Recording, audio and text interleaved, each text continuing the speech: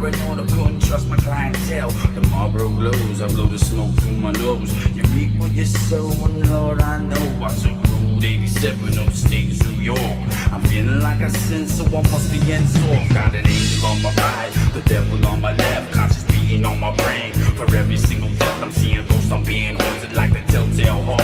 I'm on the road alone, headlights in the dark. I never ever ride it, kept my mouth shut, bet calm all around. And I'm running out of luck, next soldier wants my job. Better watch my back, or I'll be the one in the trunk getting whacked. Where the gangsters go when they die, they don't go to heaven where the angels fly. Where the gangsters go when they die, they don't go to heaven where the angels fly. Where the gangsters go when they die, they don't go to heaven where the angels fly. Where the gangsters go when they die, they don't go to heaven where the angels fly.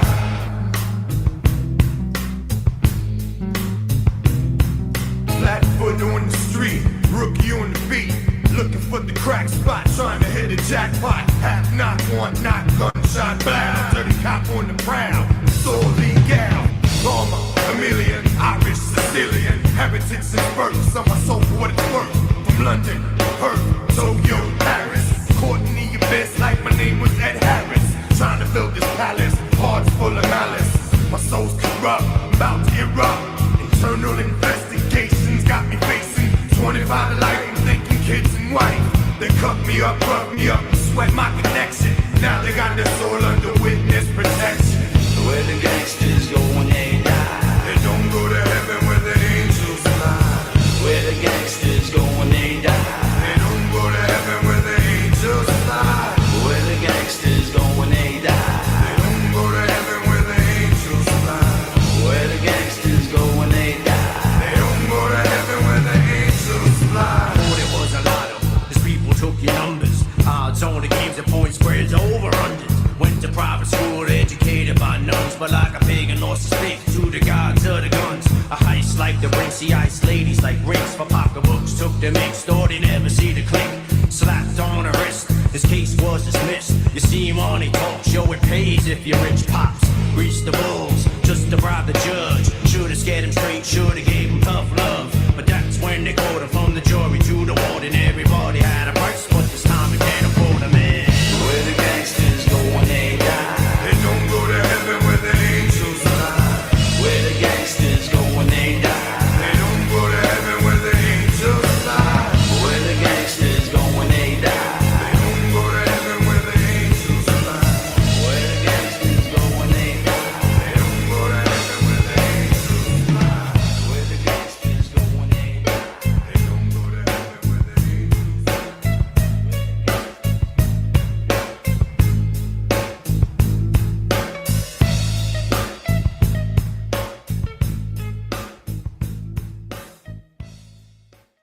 What's good? What's good? What's goody? It's your buzzing cousin Ghost Boogie. Check it out. Tonight, we are tapping in with a real Brooklyn voice, Paul Nugent, also known as PNU, and Paulie 2 times from Lordz of Brooklyn. If you know the era, you already know the energy, and if you don't, guess what? You're about to, fam. This is going to be a dope episode. We're getting into his first memory of hip-hop, the road becoming a Lordz member, the stories behind the records, and what it really takes to keep a legacy alive over decades, man. And we're also talking about what he's doing right now, which is really dope, man, including his role as Ralph in the immersive play A Brooklyn Dream at the Brooklyn Pop, man.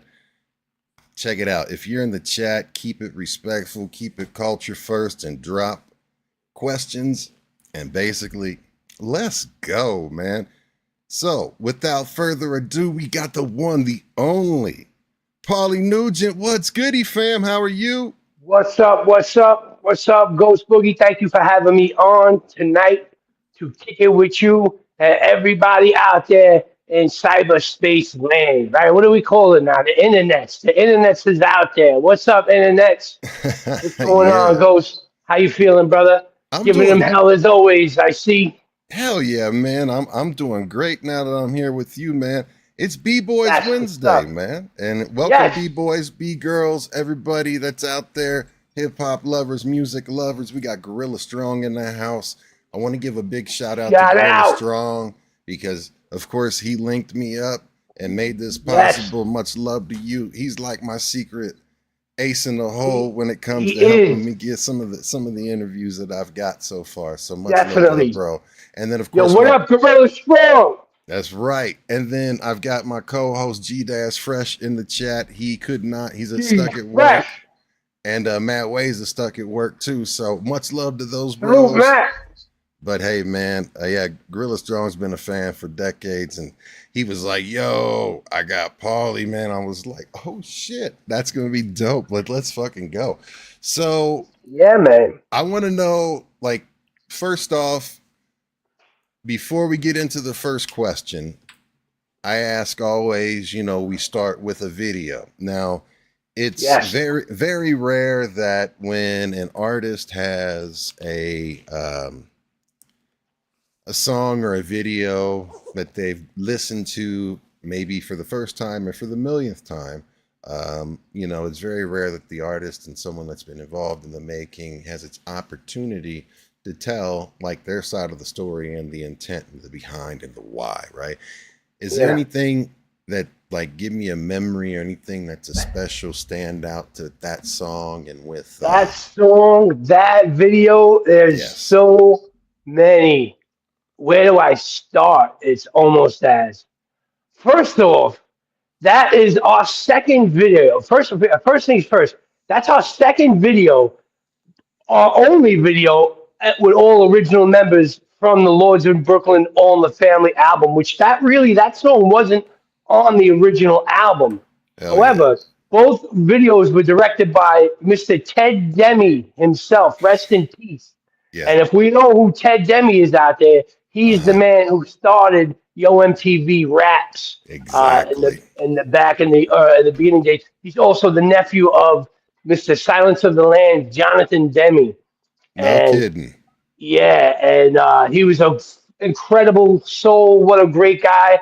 Had a lot of laughs with him. Of just a funny, hysterical, typical type, and I mean it in the greatest of respect, Boston type, knock around Irish type, college kind of fucking House of Pain type dude. It made sense. He loved us. He was married to our manager at the time, and he did our first video, which was an incredible experience to make a music video after being a fan of music videos. So, and this is in an era where you couldn't just get the phone and just start shooting. You know what I mean? Like we're so accustomed to nowadays. Right. This was like a fucking movie setup, bro. You know what I'm saying? Like, cameras on dollies. You know what I mean? Like, a real deal director. There was big budgets involved. Budget, upwards of $100,000 coming out of our pockets. You know what I mean? But we didn't know really anything like that. It's get in the stage. Throw nickels at and dance. You know what I mean? Get in there. You know what I mean? So that was a sick experience. We filmed it on location in Bay Ridge, which we did pretty much the first one too. But this one seemed like there was a little bit more money involved. We were in this sick old school car, which was a gift from Danny Boy from the House of Pain. Shout out Danny Boy. He gave Gifted Caves this old police car. We had this shit on a dolly. We were going down the Bell Parkway, people, and there's like camera rigs. It was like a, on the dolly. Yeah, on the all eyes. And being a young kid at the time, it was like, yo, this is fucking top of the world, ma. You know what I'm saying? Like in the neighborhood, flexing hard like that. You know what I mean? You know what I'm saying? It was just fucking crazy. And then everybody in the neighborhood came out. The House of Pain dudes were in town. In the video was what's his face? Matt Pinfield from MTV. There's a lot of MTV. What do you call it? He was which the crazy thing is, we were a hip hop group, right? But yet they didn't know how to market us, so they really couldn't. The market wasn't really there quite kind of yet because we didn't fit into the mold of the House of Pain, the Third Base, or the Beastie Boys. That kind of that 3 is the magic number hip hop group they had set up at one point. So we were coming through with just this sick vibe, and we had a lot of people there that weren't really hip hop dudes. Like Matt Pinfield. He's in the trunk. Obviously, that's part of one of the things. We opened the trunk, and shout out Marshall Goodman, who did that remix of that track that made it to the video version, because that wasn't the original version. Then there's an OC remix with the great OC on it, produced by Mr. Funky Man himself. I listened to that one too. That's dope. That's one of my all-time favorites. Not because I'm on it, because at first I wasn't on it. I was added later. Okay. I think Everlast changed up his verse, did a second verse. But I was added to that verse much later, and I was already just in love with the OC. The OC verse and the finesse verse, I was blown away. But the track that he did for us, I always felt like we needed to have more of that kind of stuff. Even though, of course, it's digging in the crates. Looking back now, in retrospect, I wanted it.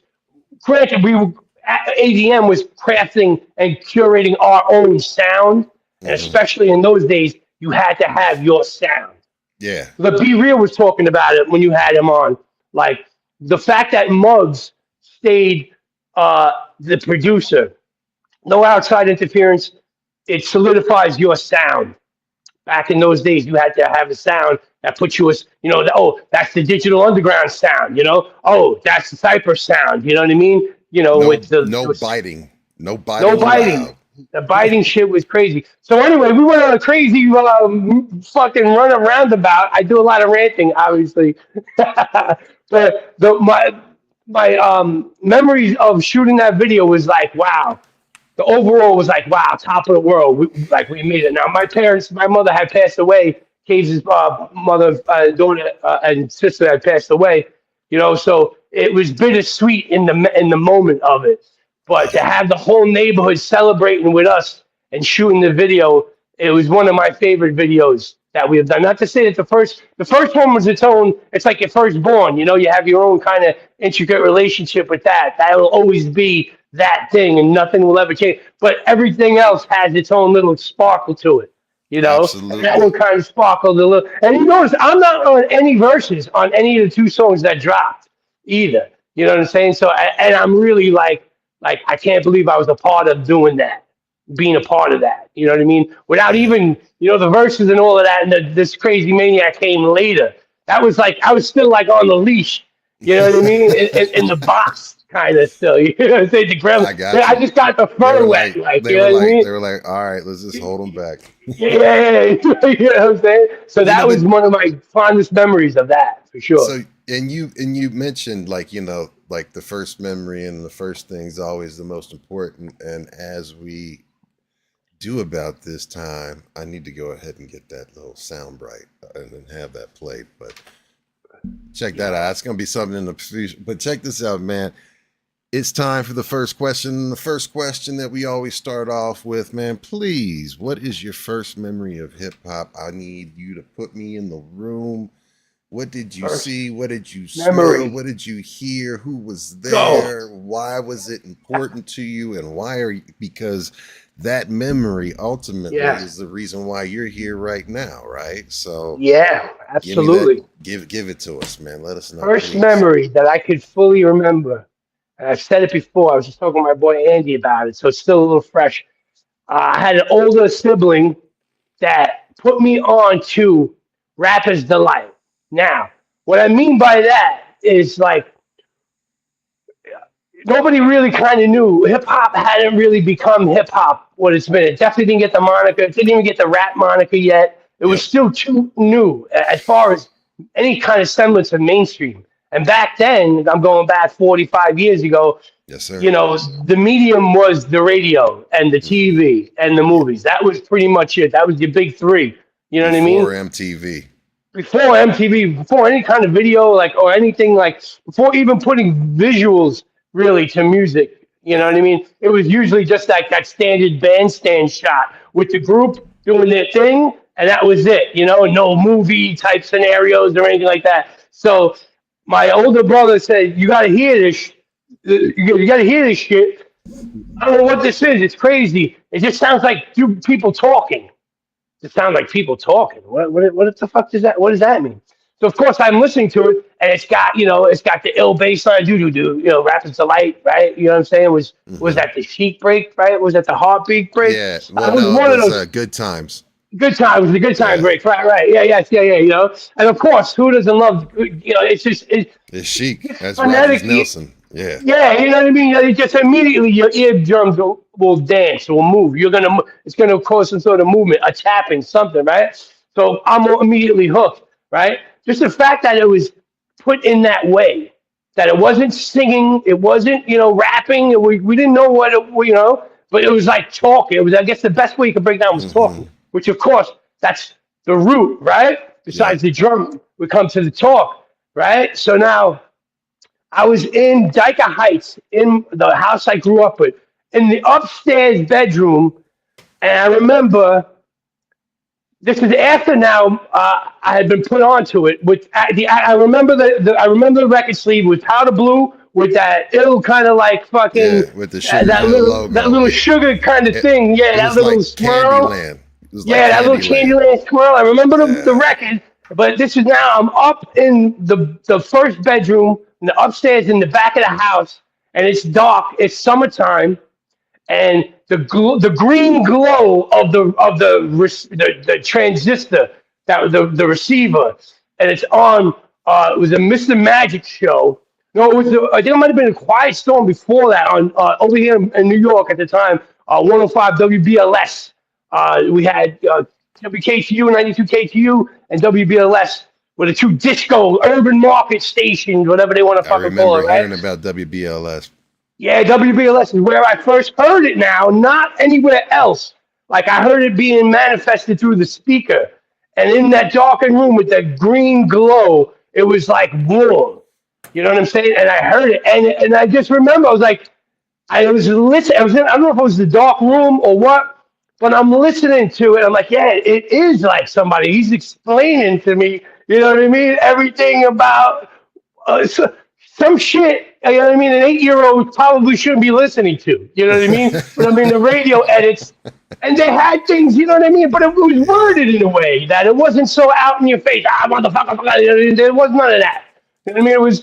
It was the nuance of it all, and that is my first memory. Like, yo, this shit is pretty dope. And being in that room felt like I was being spoken to, and funny kind of like I felt like I was in on it. I was in on the joke. I was in on the story. You know what I mean? I was there. My imagination starts going. Theater of the mind starts taking over. You know what I'm saying? So yeah, I was in. I was hooked. And what it was, I'm the youngest in my family. How it broke down, I'm the youngest out of a long, like there's like breaks in the way my hierarchy structure went, whereas like musically the oldest wasn't up on me. I'm the youngest, the bookends. The oldest, his musical. How many brothers and sisters did you have? 6?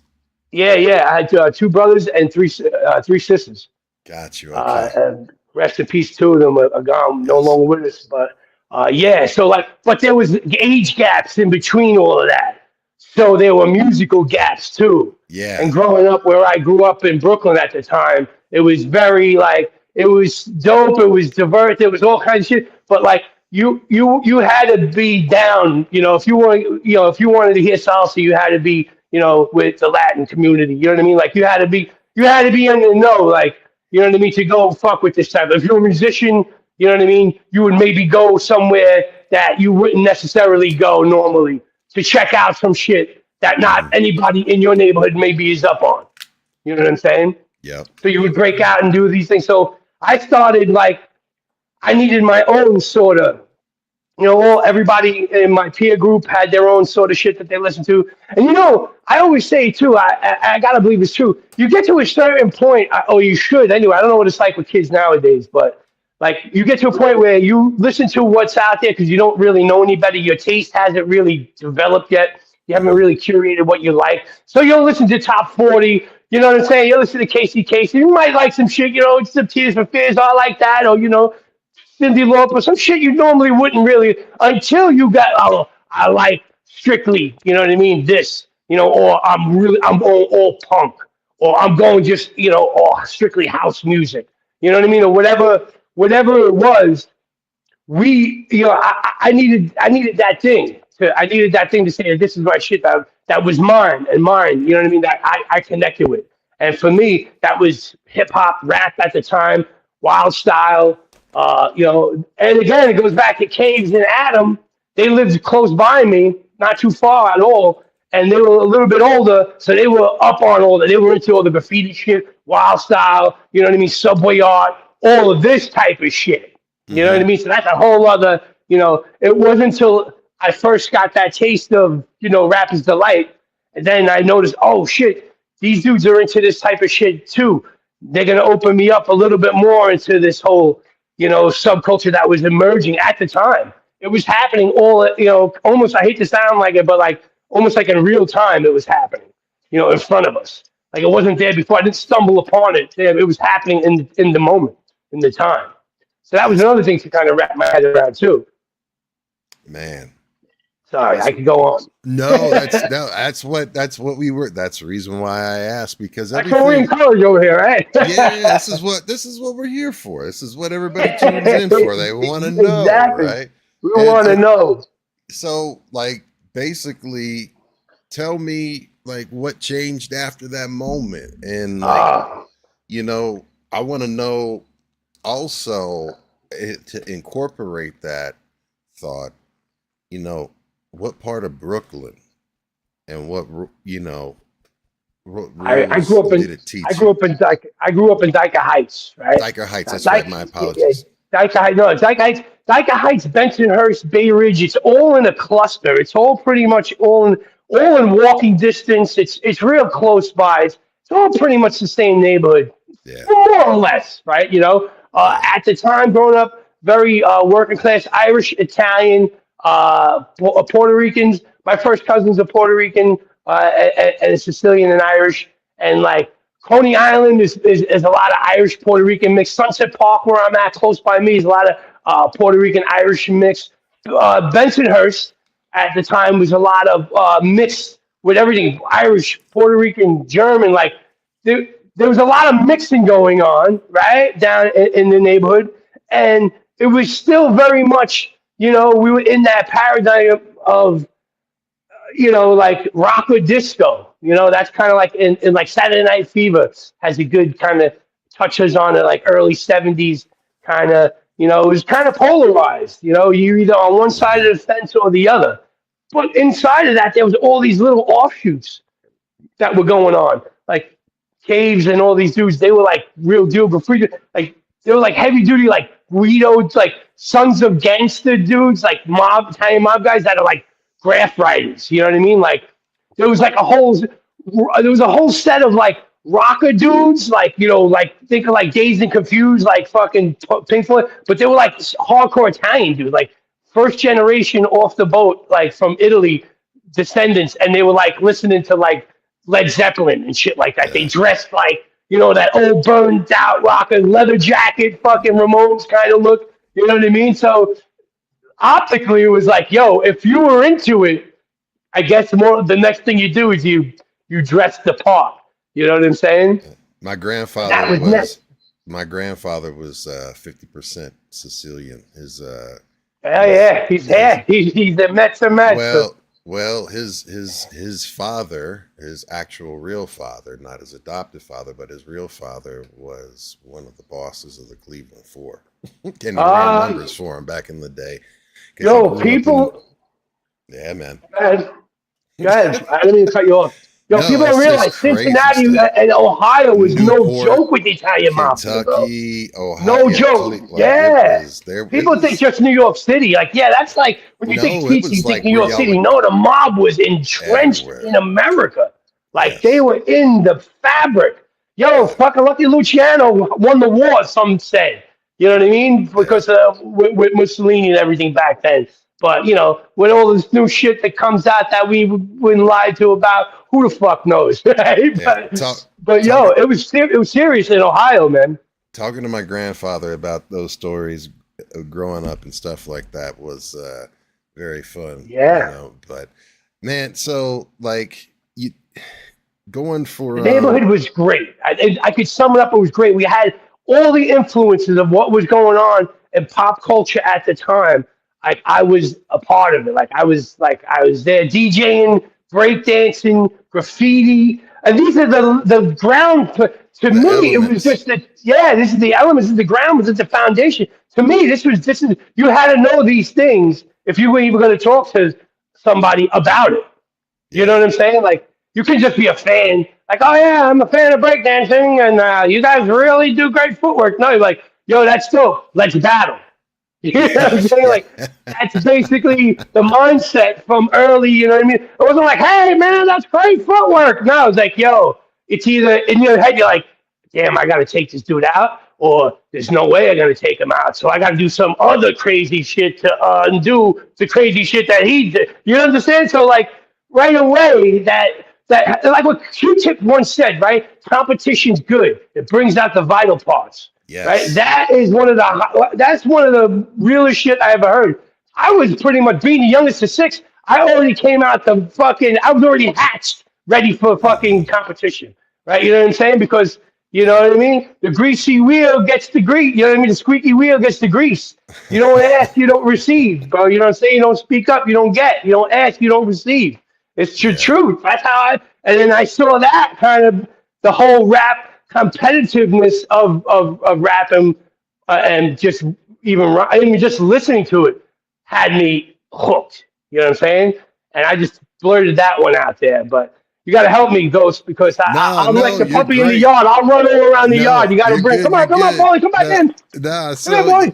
I listen. I will. But you mentioned something. You mentioned something that it really resonates with me when you talked about like the competition aspect of hip hop, Yeah, and you had to come correct back in the day because I mean it was very much like you get booed. You know what I mean? yeah. Get if the you boo weren't birds. fresh, the boo birds was coming, right? And especially if you made one mistake and they didn't know you and you didn't have like people there rocking with you, it's like boo. So you had to you had to be there. But I think about it like this to sum it up, it's even go biblically, it's even in the Bible. We're talking Yeah, about the yeah. crucible, the refining pot, right? You know, under Mm-hmm. pressure, under heat, Mm-hmm. under refinement is Come how on. you get gold, right? And that's Amen. how you have to Pressure bust get pipe. purity, right? That's your 10,000 hours. That's pretty much what you're talking about.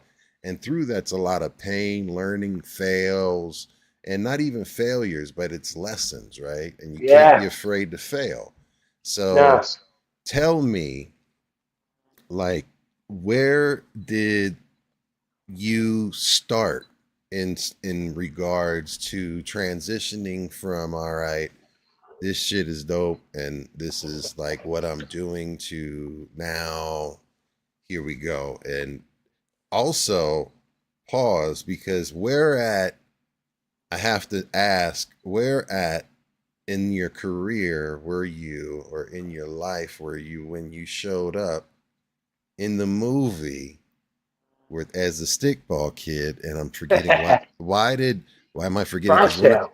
Bronx Tale, it was one of my I love that movie and I love the gentleman that wrote that guy. He's such a gentleman and That's Thomas Harry. yeah, and it was based on his childhood and everything like that. He was like That was that movie's yo. amazing. So how did There's how did so how many parts of the story. Go ahead.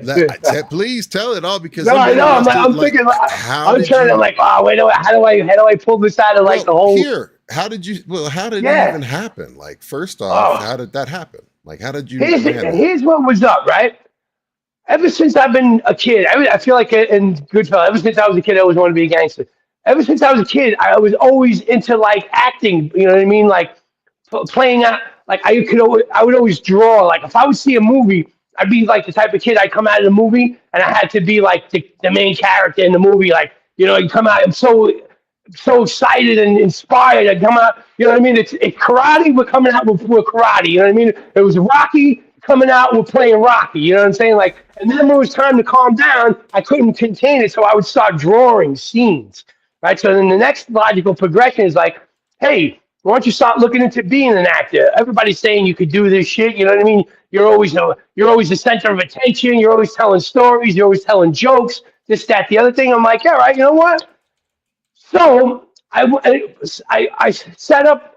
I joined a play in a school down here, Fontbonne University. Excuse me, not Fontbonne University. Fontbonne Hall Academy. It's an all-girls Catholic school. All right. Now, I know what you're saying. I was a young kid back then. Okay, so bear with me. Of course, I want to meet girls, and of course, I'm an actor. Oh, he looks like James Dean. Blah, blah, blah, whatever. All right, so let me fake it till I make it. Let me walk it till I talk it. You know what I mean? So what better way is that I knew a bunch of the girls that went to Fontbonne. They're like, yo, we're having a play. Anybody, we need male characters. You could be from another school and join the play after school. I said, yo, I'm in, no doubt. So I started doing, I started going to rehearsals and rehearsing the scenes for the big night. And I'm getting into it. And of course, I'm looking at the chicks and shit like that too. But I'm like, yo, this shit's dope. So long story, even longer, the play goes off. My mother and my stepfather came. It was dope. The minute the curtain call came up, I was hooked. I was like, yo, I want to kind of do the applause, me on stage. Ah, yes, the ego, feel it. You know what I'm saying? So I'm like, yo, I kind of like this shit, man, definitely. So I start going on auditions. I start getting more and more into it. They used to have this thing called Backstage. You could buy it. It was an actual paper, a fucking tangible, and you went and it had whatever was in New York City, whatever was being cast, like a big cattle call. You find out where they're having it. You show up. You have your resume. Wait in line. You got just as good as a shot as anybody else.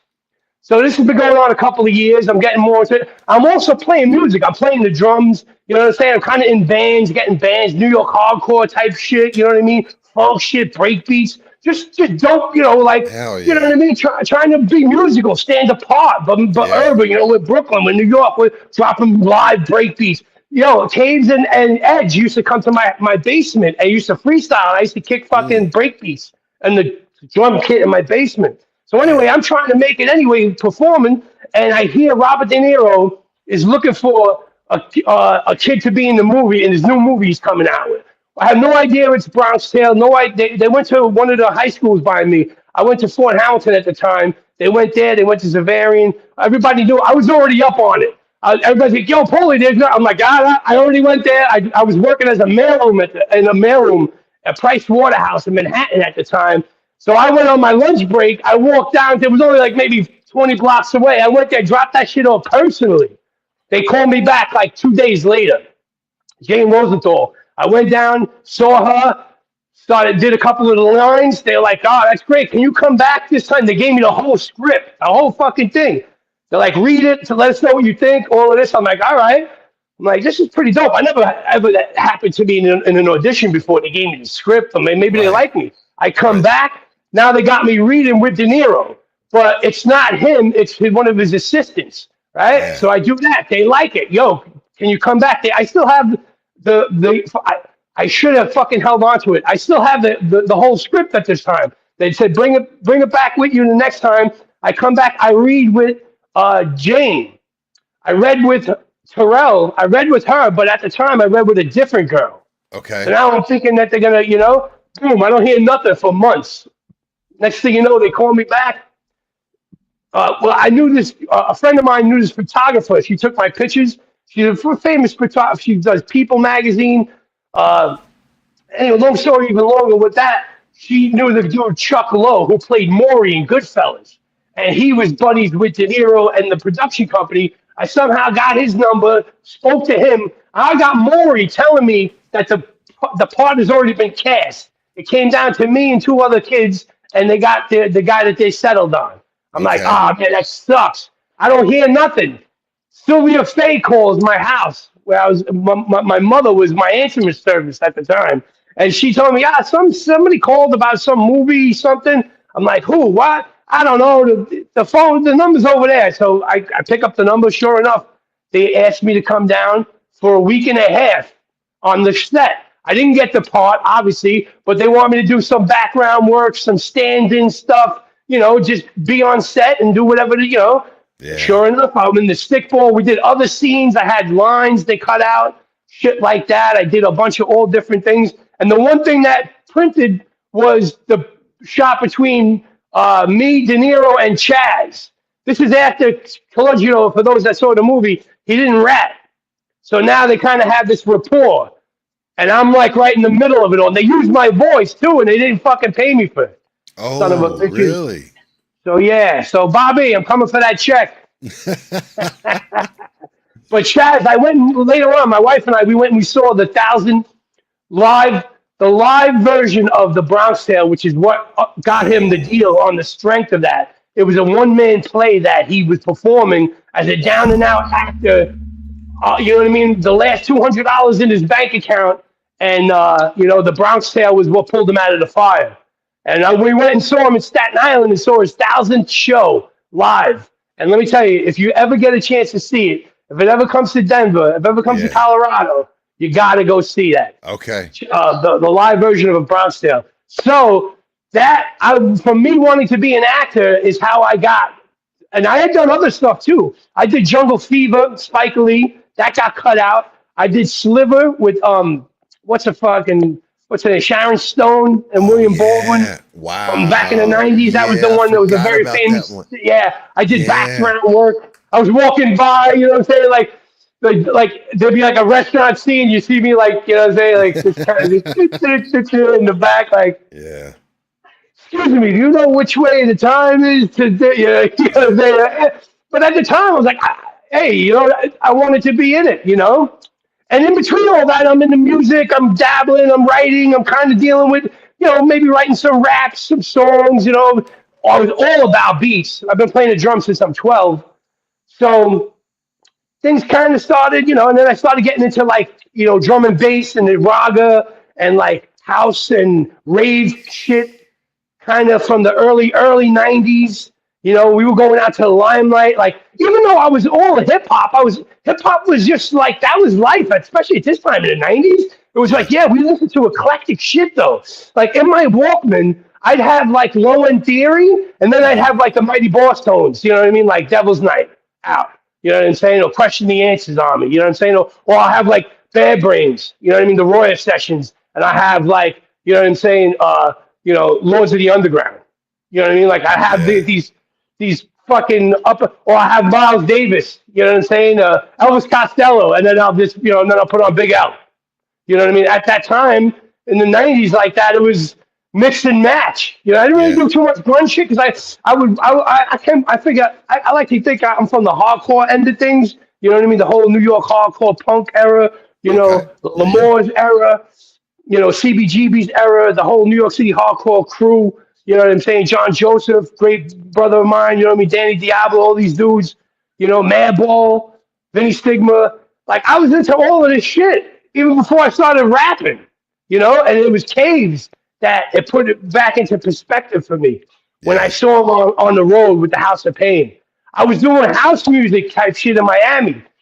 My boy Drew, who was going to Miami University at the time. He's a sick piano player. What an ear, what a musical talent. And he always had equipment in the basement back in Brooklyn. He was one of the first person I ever knew that had an O2R board in their basement, a mixing board, the O2R mixing board. Everybody know the iconic. You know what I mean? Like, so we were kind of like fucking around with sampling some rave shit, some jungle shit, I wasn't really quite sure.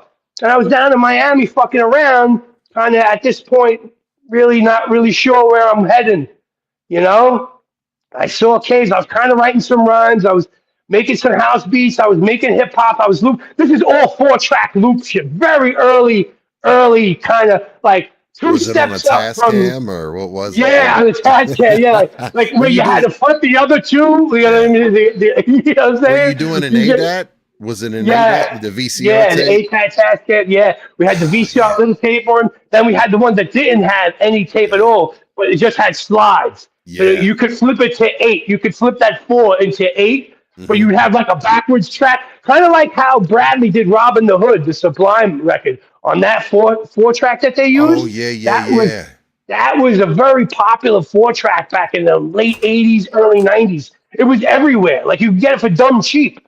Yep. You know what I'm saying? So, if you're a gearhead or whatever, you pick that up, $20 in the bin. It worked perfect, no problem. But it was dope. If you knew how to freak it, So I was spending a lot of time doing I like to call it 2 steps up from the pause tapes. You know what I'm saying? Remember you used to do take it real Absolutely. back Pause analog, tapes. go Yep. back, and then go back and try to get that loop. So this is I'm fucking with the Tascam and the 4-track. I'm kind of flipping CD loops, bro. I didn't even have any programming, no truncation whatsoever yet. You know what I'm saying? So I'm kind of thinking, and I ran into Caves. He was with the House of Pain on the road. Mm-hmm. They were doing a rave in Miami, downtown Miami. I seen him. I was backstage. I was ran up on, yo, what's up? What are you doing? What's going? He's like, what the fuck are you doing out here? I'm like, bro, never mind. I'm rocking with these rave dudes, whatever. He's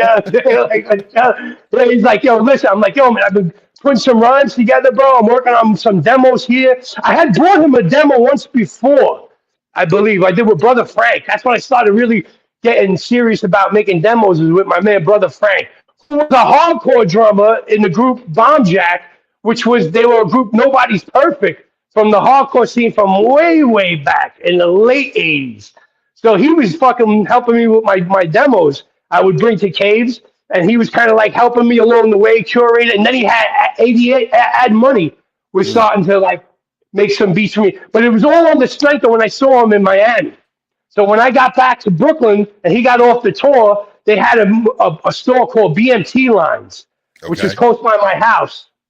So I would start every day. I would just start going. I'd call the crib. I'd go by and see him, and I would just get down, whatever I need. I go to the store, you know what I mean? Get 40s, whatever I had to do. I was like the spider, you know what I mean? I had to pay the dues. That's another thing motherfuckers don't know about, paying dues.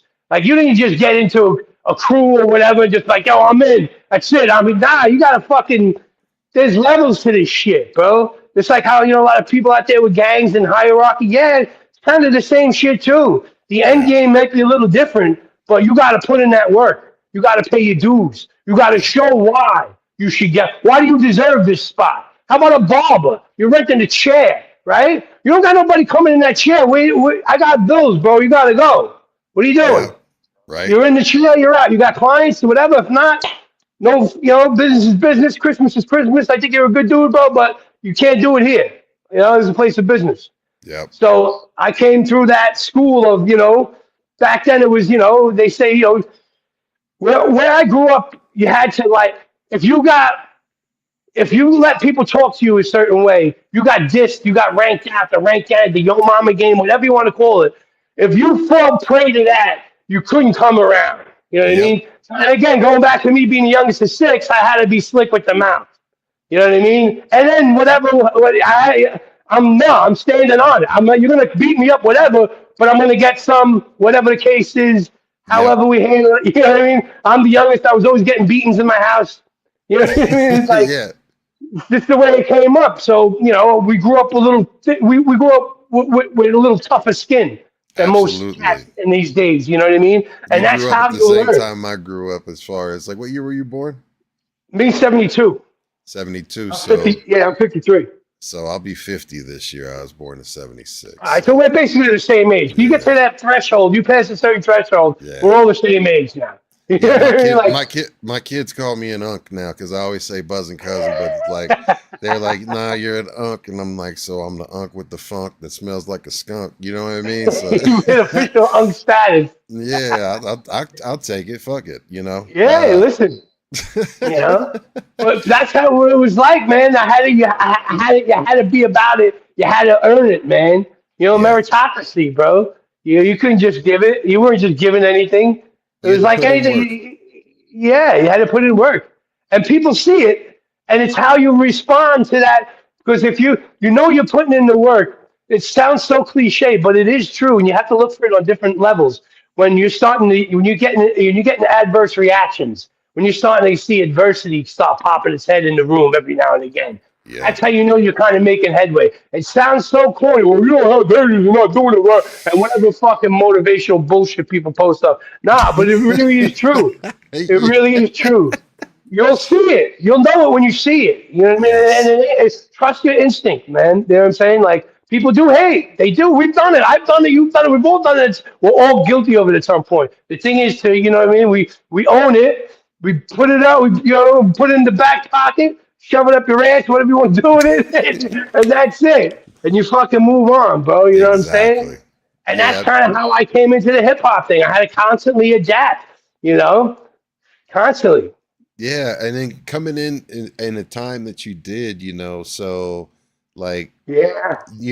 so as doing research and everything like that, I see two different dates. One says 93, one says 92. What was the year you first started coming around the crew, and like when you started putting in the work, and how did that transform? I'd say started loosely around 91. Okay. 90, because here's the thing, like I know Caves and Adam since I'm 10 years old. I know them through my older siblings. And Was like it I the said, they were neighborhood or? yeah, neighborhood thing, and they were the grafters. Caves was he was legendary graft style back then, dude, in like 1983, 82. I was 10. I was in 1982. I was 10. So when I started coming around, it was 82, 83, the summer of 83. I was venturing off the block. I would go down to their block and see them. They would have cardboard out. They lived right by a schoolyard too. And Cave used to always bomb the schoolyard. So I'd always go there to see what pieces he put up. And Revlon too. Costin Revs. The dude Revlon, he's from our neighborhood too. Big up Revs. Him and Caves were tight. They would make sick murals, bro. Like, so I was always trying to be down with them from back then. So through the years, he was the first one to put me on to that freestyle BMX, flatland BMX. He's like, yo, Okay. they're breakdancing on bikes. I was in Caves' breakdance crew, just Wow. begun back then. You know what I'm saying? So like, I had always kind of followed, you know what I mean, his tutelage in a way, and what they, because like he's saying, like he has 3 years on me, I got 2 years on you. Back then, it was a big deal. Like, yo, you're the older kid. You know what I mean? Like, you're up on the ill shit. I want to be down with you. I want to. Like, they're going to layups. You know what I mean? I want to go, but I'm a little kid. They're not taking me, even though they're Right. only 2, 3 years older than me. Nah, they're already teenagers now. They're already kind of like, they don't want a little kid fucking. They got to be responsible for slowing them down. God forbid. You know what I mean? I get killed. I get run over, electrified by the third rail, whatever. You know Right. what I'm saying? But I want to be down. I want to fight. I want to be with what they're doing. So it was logical progression once hip hop came around, like rapping. When Caves was battling dudes at Jack the Rapper. Like they used to have New Music Seminar. They used to have all these rap battles, like was serious shit. Like I know you hear about all the legendary, you know what I'm saying? Cool Keith and everybody from all those. Like this shit was for real.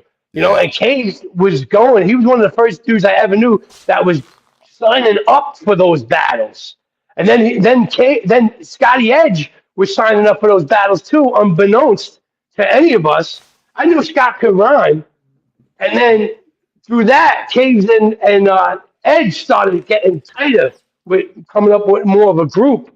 And now I'm watching this go on in the early '90s too. And don't forget, I'm still playing drums. I'm still living in Dyker Heights. I had the basement. I had my drum kit in the basement. So I still kind of had some sort of foot in, hand in the pie, something kind of keeping me involved, And then it was that winter of '93 is when I saw Caves. I was like, yo, when I get back to Brooklyn, I want to get in and do this, you know what I mean? Like work underneath the banner, in the crew for real, coming up as a whatever, hype man. Started off as a hype man, you know what I mean? However I could fit in. And then I remember The Papers was the first rap I did, first verse I wrote. I think it was like 8 bars. I think it was like 4 or 8 bars. It was like something real light for me, real light work to do. I couldn't fuck up too bad, you know what I'm saying? To see but I now looking back, I see what Caves is doing. He's grooming me to see how I'm gonna work in the studio setting. And back then, we went to the dude, John McCann. The dude lived in like a sick apartment in the city of Manhattan, like this ritzy building.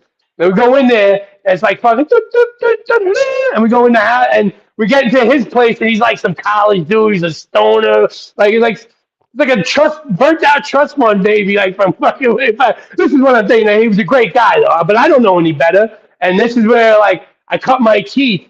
No demos, like an actual real 2-inch tape, Ampex, at this spot in fucking Manhattan, and that was the Papers.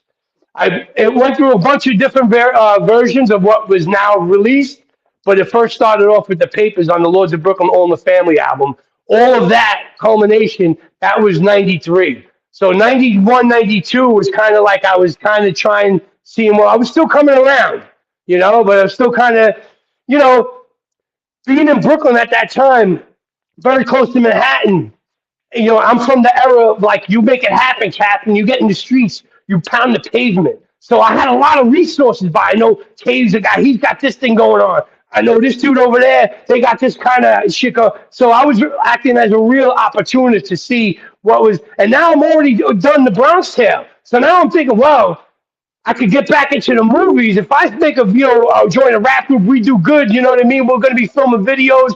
I'm going to be rubbing elbows with these cats. I could backdoor my way into the acting thing, which wound up happening, just not the way that I had intended or anything like that, Many, many years and many water, many waves crashing under that bridge till I got to this point. But yeah, back then, 93 was official, on the books, official, like, yo, I'm a member, I'm Paulie 2 times. And Kane said to me, after watching the Bronx Tale, because it came out, he's like, yo, I'm going to blow you up on that. You were Paulie 2 times. I'm like, at the time, I was like, Paulie 2 times. Like, I want to be like Buckshot Shorty. You know what I mean? Like, I'm like, this is what I'm consuming at the time, I was all into the boot camp shit, you know what I mean? Like, and which we wound up running into them at D&D Studios, which is dope. Shout out Eddie Sancho and them. But I got so many fucking stories, bro. Stories, Paulie war stories in the house. Yo, I just went on a sick rant. But yeah, 93, from what I remember, 93 is the actual date where I started rapping for real. I mean, that's dope. And like, don't worry about the rants, bro, because that's what you're telling. You mean, you were around some people that definitely everybody wants to know. We are keeping your questions, and we're going to ask some questions from the audience at the end and everything like that. I just want to do a check with you. How are you doing on time, sir? Oh, I'm good. I'm having a great time. Brought up so funny. Brought up a quick going so far back, 1993. Yeah. Now we were on Mercury, and we were label mates with Yag Fu Front and a little group you might have heard of. I don't know. It's been a long time now. I don't know, called the Fugees. Yeah. We were all label mates, bro. We were all in the same stable at one point. You know what I'm saying? We see these people all the time, record meetings. And it's just so crazy how, looking back, man, 30 years, 35 years later, like how everything is like, how all the chips fell since then. Because I've seen a lot of crazy shit. I've seen a lot of come and go, a lot of good, a lot of bad. Like, quick fun story. We were in the spot. This is a long time now. We had the section out the night they lit up Tupac at Quad Studios in Manhattan. So yeah, you were there? We were there. We were the session early. We had 8 hours before them. We played Junior Mafia and Pool. Biggie was a fan of Lords of Brooklyn, bro. We were trying to get that shit in the works. He loved the whole Mafia shit. You know what I mean? Like, and that's another thing that's where the Lords of Brooklyn image changed into the Bronx Tale look that we have. We were coming out officially as like white boy graph dudes. So anybody knows Videograph, all the graph writers out there say, oh, everybody remembers Lords of Brooklyn first cut their demo on Videograph. I think it was Videograph 4. I forget exactly which one it was. But yeah, they aired the first video there. We were supposed to come out like on some ill, dirty white boy graph Ducky Boys type shit. And then there was another group that came out, Artifacts, that came out on the graph tip. Yeah. Shout out to L recipes. Artifacts. But at the time, this was a no-no. Going back to that whole biting thing. Now, I don't blame them. I blame the people that were around them at the time. You got to remember a lot of A&R. There used to be a thing called the A&R back in the day. And, Yes Men Street Team, all of that. That shit was real. It existed. And it fucked a lot of people up. And it got a lot of people fucked up. But, like, it was real back then. I'd be in Chun King Studios, and we come out of the studio and we Shout out bump to into John like, King Studios, man. yeah, Wow. shout out to John King, and there'll be your favorite rapper with his ear to your studio session as you open the door, boom, bump into, oh shit, sorry, Drez. All right, man, what's going on? We guys in Studio A? All right, cool. I'm Drez, heading to the store. You guys Drez, want some? Drez, Yeah, my man, DRES. shout out Drez from, yeah, Ooh, Black we took a Sheep. shit. Yeah, my man, that's my dude. We were in the elevator with him and Mr. Long at Chung King, me and Scotty Edge going to the store to get beers. And then we were listening, and I'm like, God, I'm a huge fan. When I first started rapping, I sounded like a combination between Pooh Bah and Drez. That's like my two Yeah. favorite MCs at that time, at that moment. Obviously, I was into Kane, but by then all that flow had kind of like subsided for me anyway at that time. But yeah, that was a crazy story. And Chunking, shout out to Chunking, seen so many dope rappers, and I've always been a fan. It's crazy. The kid that was dreaming about all this shit in the bedroom did all of that. You know what I mean? Like, so to kick it with you and it's and everybody out there to talk about this shit is a full circle. You know what I mean? Don't ever stop being a fan. That's how I've just always kept my quest for knowledge up as a fan of it. You know what I Yeah. mean? And of this thing. So, and then when I step back, I never listen. I never really stop and think about these stories. So when you see me popping out with this, I'm like remembering it on the fly. You know No, what I'm it's saying? great. Like, You're you doing you're know, so what's great about this is honestly you're doing all the work for me because you're answering you're answering the questions that I have. So I'm like giving the question, answering the question. you're I'm doing writing it, bro. out fucking. I love it. So don't please never I'm right. apologize, I'm fam. writing out the whole transcript. I'll have it Yeah. transcribed and sent to you by the end of the session. This is this is a conversation, man. This is because honestly, Yeah. Hey, this is what it's about, right? this is what it shows in my mind, just to kind of draw a circle. You've been a creative person since you were born, and I can Yeah. relate to that as well. And you have this calling and a talent that has propelled you. And the one thing that is difficult is a lot of people that are creatives that are out there sometimes lose their way, or have to not realize or not have the opportunity to be around the folks in the circle or whatever it is. But the biggest thing, it takes perseverance, right? You have to put in the work, you have to put in the hours, and really be good people too. I mean, you have to do good, clean, honest work and not be shady, right? Because shady shit gets, whatever's Comes done back in to the you. darkness is Always comes to light. it Amen. comes to light, man. So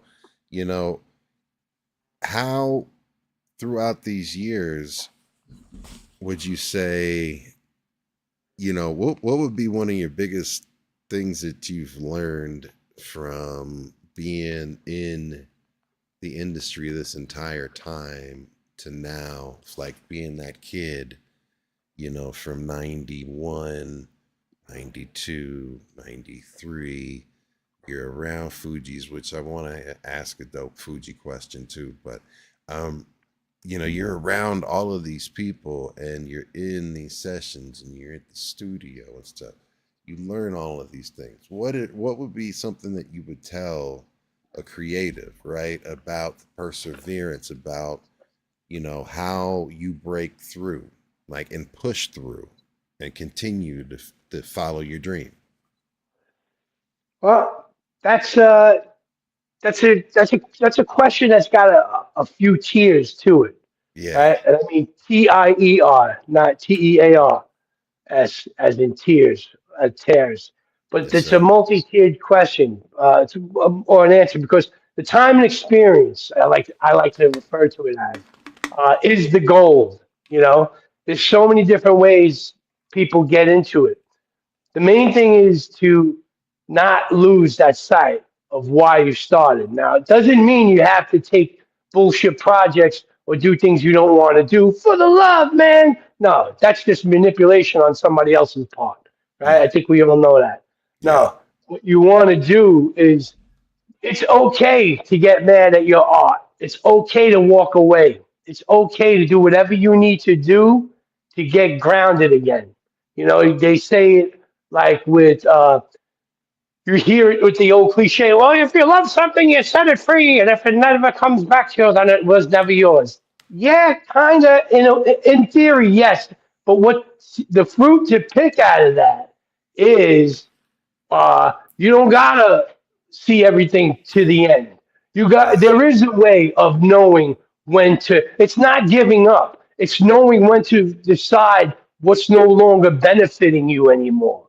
You know what I'm saying? If you're shirking your responsibilities and you're sleeping on a couch to get this EP out that you think is going to save you, I don't know about that. You don't want to hear it, but I'm going to be the one to tell you, yeah, get mad at yourself. Throw it all away. Rip it down, tear it down. If you want to build it again, if it really is a spark, it's going to burn back again. It's going to burn that whole house down again. You got to fan the flames. You got to kindle. The kindle starts with the kindling again.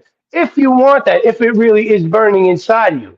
If you're wasting your time on kindling, if you're trying to make two rocks kindle, you know what I mean? And if you can make that thing fucking fire, bro, wow, I'm going to be asking you questions. But till I see that, there's better ways to get that kindling going. You know what I mean? And it doesn't mean you're giving up. It's about what makes practical purpose. I can tell people, like, you just age appropriate. I get it. We all love certain things and everything, but, like, let's just be honest. Some dude wearing some ripped $7 million jeans who's like fucking 60 years old. Come on, bro. That's dope and pretty sick. But the YNs don't give a shit about what you're wearing. They don't care, but they don't. I come from, like, I wanted to be down with the older people. These young cats, I don't know. So I'll kick it in your ear if you got time to listen to it. You know what I'm saying? Because a lot of people. I used to say, you know what, you'll learn on your own, but, like, that's not the case for a lot of people, and a lot of people aren't going to make it, and they are going to waste their time. You know what I'm saying? You know, and it's like, if you don't have that critical thinking, you don't have that discernment in you, that's where I think it would have to all stem back from if you're going to decide to do anything. Because there are plenty of times I've walked away from a lot of things because of my integrity, because I wanted to stand on. Because I know to this day, no matter what I've done, I go to sleep very well at night. You know what I mean? I don't worry about. I never did nothing wrong to nobody, and nobody ever got it that they didn't get coming, that they deserved it. You know what I'm saying? So I stay in our business, and you know what I mean. I keep it moving. You know, and in this life, you're gonna have to. I've walked away. I've reinvented myself more times than I could think of. And to be honest with you, I wouldn't be alive and standing to this day if I didn't reinvent myself. A lot of people think they got to stick in this crazy thing that they've cultivated, this outside view of themselves that they have no idea. True, none of us see ourselves how we truly are, the way other people see us. But there is a thing, people have this crazy, convoluted way that they see themselves. You know what I mean? Which is like, I missed the memo on this one, but it's just like, what are you doing? You staying in character the whole time? Like whoever this guy is, you're gonna just stay, you know, you're gonna stay in character the whole time. Okay. What's the payoff? You know what I mean? That's cool. Yeah. But you know, sometimes Andy Kaufman's just Andy Kaufman, right? I don't know. Right. That's true.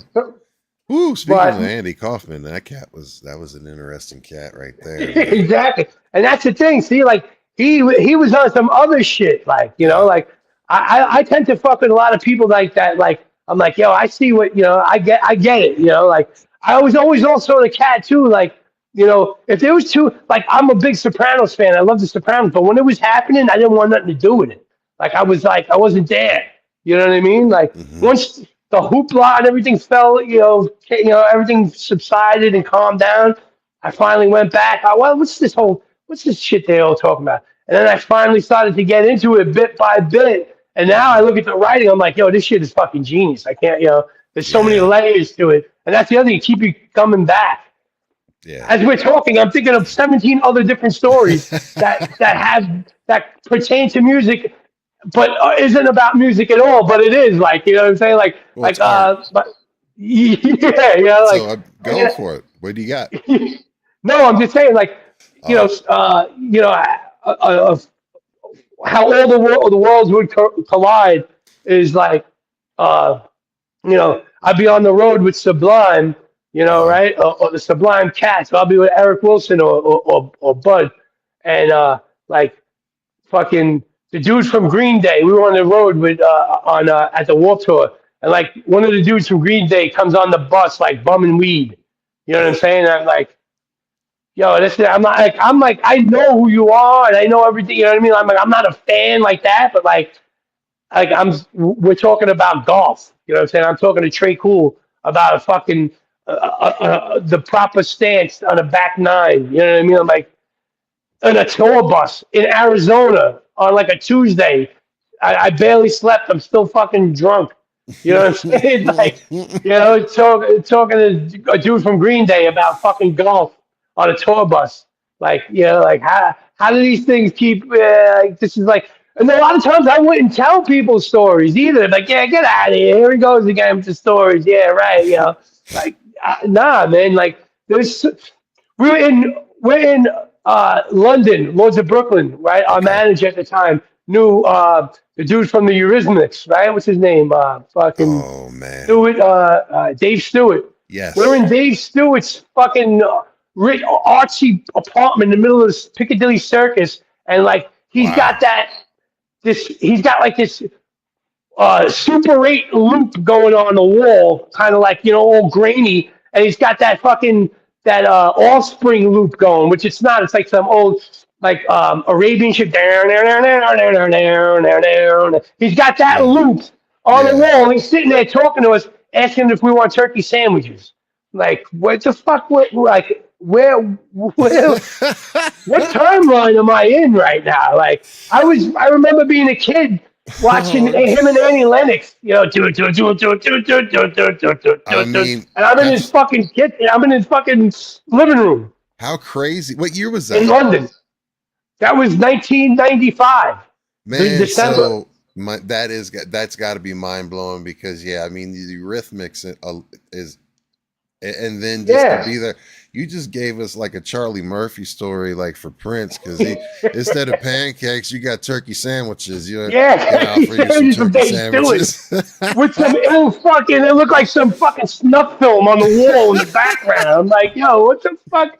Yo, Cave, man, what are you bringing us, man? My God, what's going on here? Yo, one time we had our Beatles moment in Italy.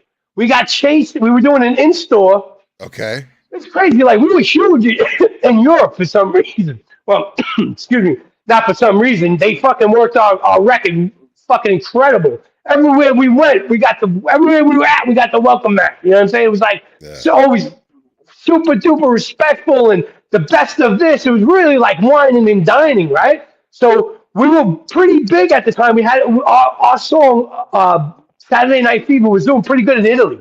And they were really pumped up the fact, the Italian American thing. We had the whole, the Bronx Tale look, the 60s Italian American Bronx look, and in Europe, I've noticed outside of the States, we're spoiled with American culture and everything like that we create over the years. And, we're spoiled with it. Outside of America, people don't listen to the propaganda out there.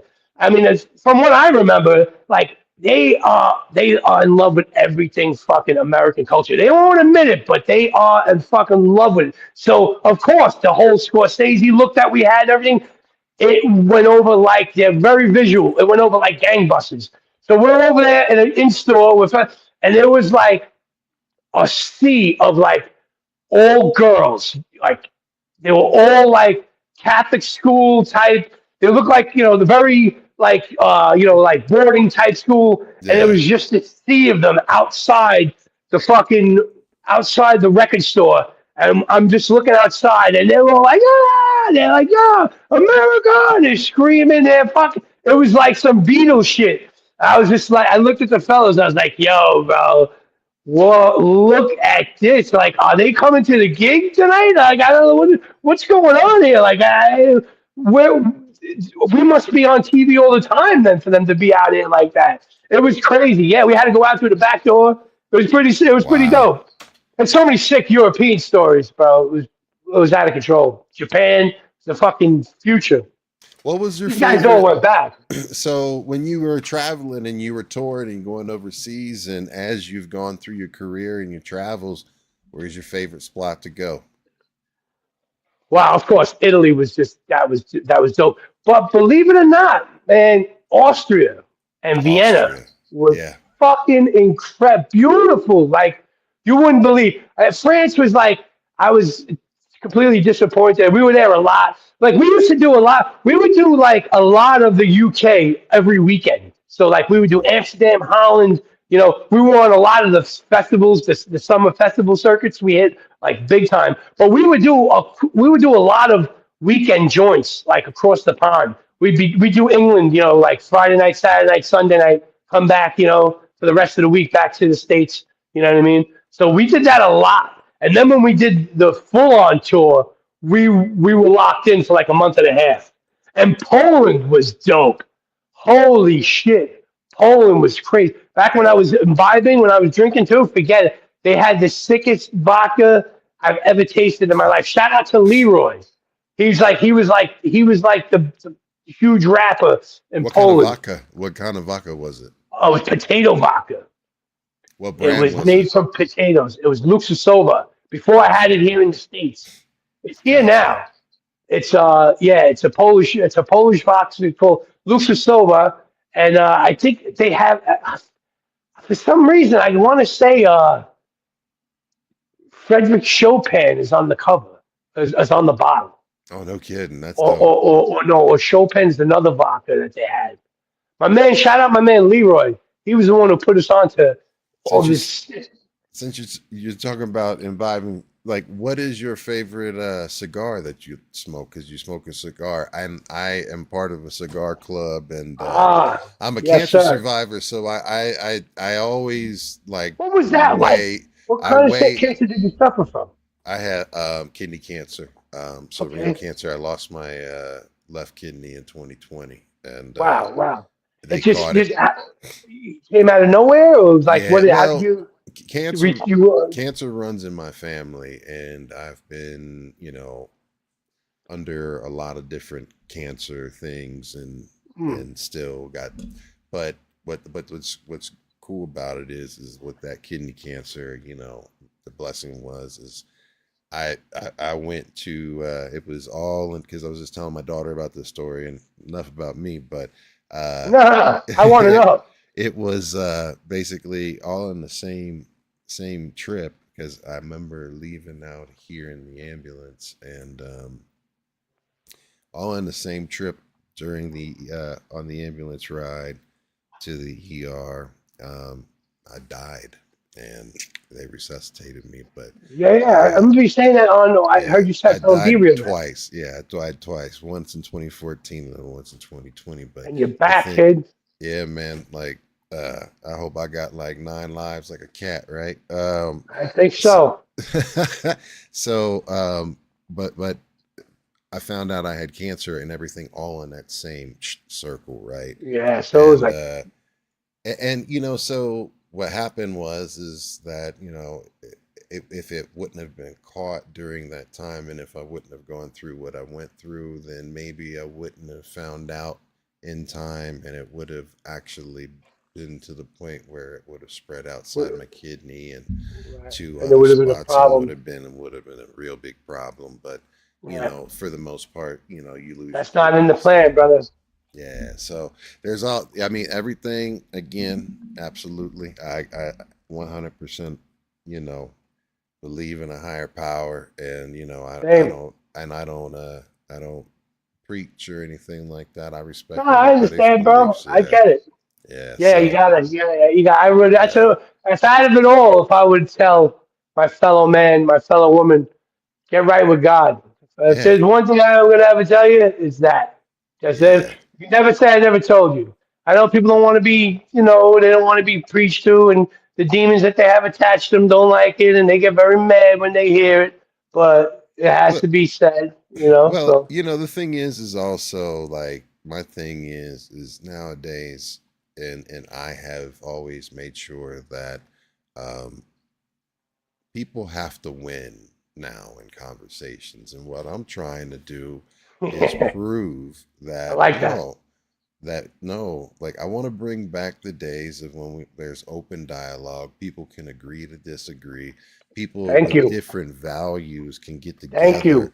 and have a conversation and learn. And still, when you don't agree, you can still come away with understanding from a different person's perspective, right? Their side, and like, 100%. okay, I learned something here. I have wisdom now because, and it gave me a different perspective on something maybe I didn't understand, right?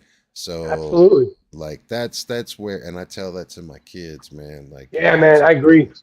Sit down We and forgot to talk to each other, man. No matter what, it's okay to disagree, man. It's okay to love yourself. It's yes, okay to say, I don't know, it's not for me, man.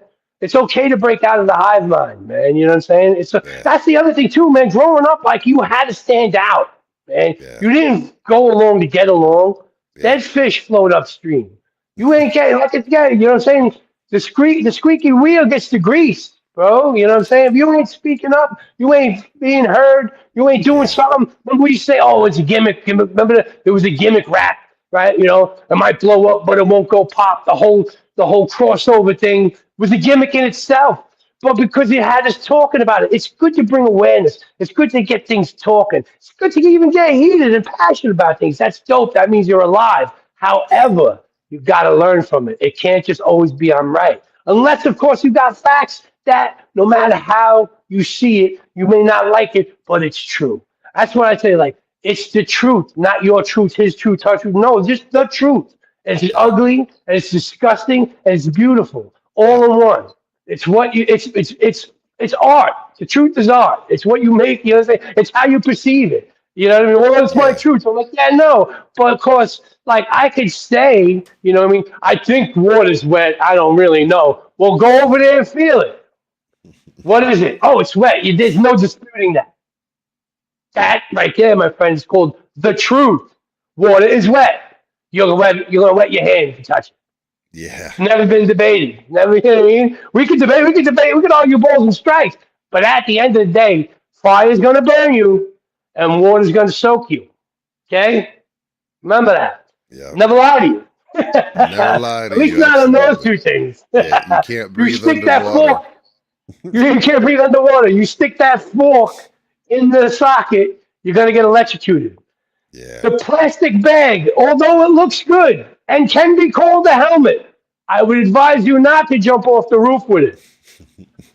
You know what I'm saying? So I can't nah, believe man, we I'm even have to Superman. even, yeah, if we have to have these conversations I mean, Oh Lord. we were telling people how to fucking wash their hands a couple of years ago. I mean, what the fuck? You know what I'm saying? Like, this is where we're Yeah, at. So, yeah, this is because nobody talks. Nobody debates how, oh, well, I sing happy birthday when I wash my hands. Oh, yeah, well, I fucking scratch my nuts while I do one handed I fucking run it under the sink, each one.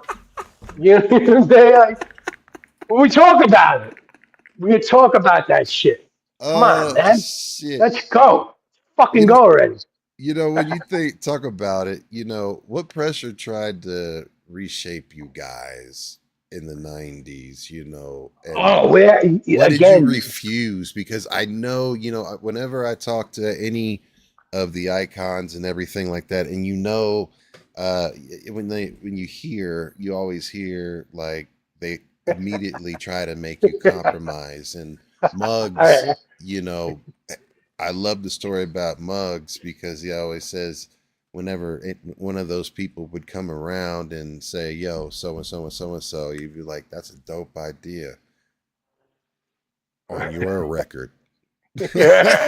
For your record, right, right. like It's you go do that. it's This is my record, but that's a dope. Just go do that on your record, right? it's So like when we DJ, or if you're DJing in a club or whatever, somebody's like, uh, "Hey, you got whatever you got." yeah, Play this one. You're like, yeah, you got that? Yeah, I got that at home. You want to listen to it? You go home and fucking play it. yeah, I'm not playing this shit. I'm playing what I have.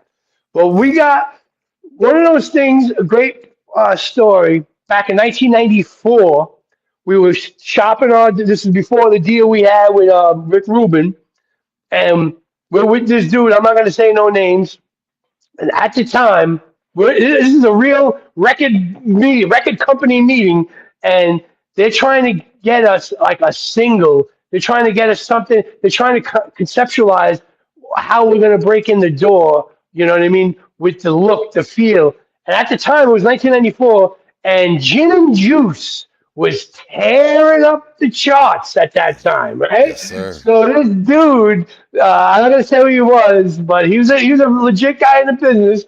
He was like, I could see it now. Lords of Brooklyn, laid back. And we'll get like, and he was listening word for word to laid back, which is already a fucking song on Snoop Dogg already. And then he's like, we want to get like, how do you guys feel? We'll have like bandanas sticking out of the back of your pocket. Bandanas. Fucking five dootadoos from Brooklyn. He wants us in crip bandanas, fucking talking about Lords of Brooklyn laid back. I shit you not. It sounds like something out of a movie.